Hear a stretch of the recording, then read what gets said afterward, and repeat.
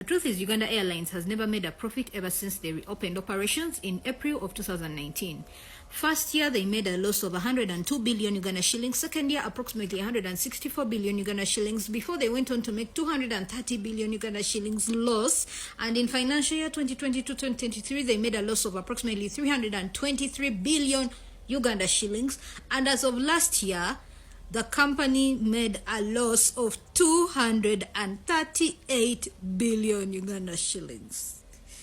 Anyway, guys, stay with me, because the CEO actually says we should rejoice and be happy because that is 26% lower than the previous year's losses. However, how did we get here? What's going on? What happened? So in 2019, we acquired 4 Bombardier contractors from a Canadian contractor who decided to somehow sell his, company due to COVID-19 to Mitsubishi. However, the Bombardiers are no longer being manufactured, and their spare parts are, however, available, but the spare parts take approximately 300 plus days to acquire, because according to what the engineer explained, when COVID-19 hit, operations stopped and manufacturing stopped. However, when COVID-19 ended, operations reopened, and everyone who had the Bombardier needed the same spare parts, yet the spare parts were not being produced. That's why the price went up, and the procurement process is long, because if you know, you know. So, long story short, the company has agreed to retire the 4 Bombardiers, but there's a plan to procure 8 other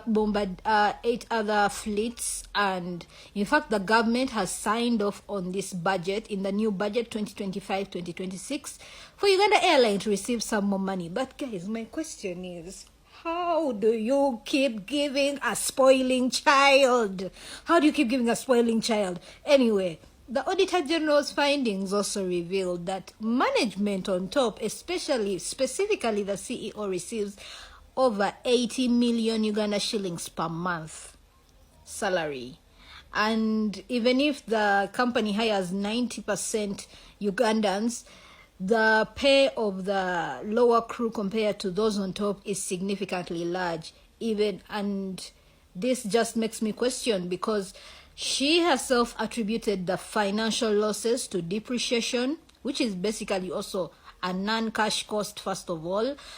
Fuel prices, okay, I would understand that, and crew allowances. But when you see, obviously, the people on top are basically the ones who comprise the bigger percentage of that crew allowance. Anyways, so guys, what do you think is going to happen? Because, it's like having a baby you really, really love, but they are so spoiled, bro. Anyway, so what's going to happen? Me, I just want to know what degree she did, because I want to earn 80 million per month.